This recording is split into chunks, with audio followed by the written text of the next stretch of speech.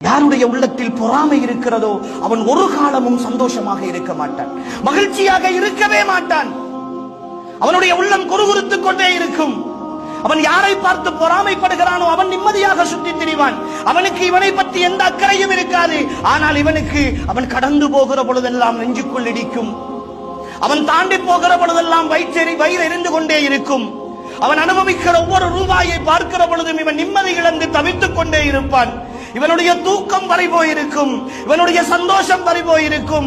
குடும்பத்தோடு மனைவியோடு பேசுவதென்றால் கூட இவன் அடுத்தவர்களுடைய குறைகளைத்தான் பேசிக் கொண்டிருப்பான். இது ஆண்களுக்கு மட்டுமல்ல, இந்த நோய் பெண்களிடத்திலும் அதிகமாக இருக்கிறது. இந்த பொறாமை என்ற குணம். இன்னொருத்தி ஒரு நகையை போட்டு வந்தால் கூட அவள் ஏதோ ஒன்றை சம்பாதித்து அவளுடைய கணவன் வாங்கி கொடுத்திருப்பான், இல்லை அது தவறாகவே வாங்கி கொடுத்திருக்கட்டும், அதை பற்றி பேசுகிற உரிமையும் அருகதை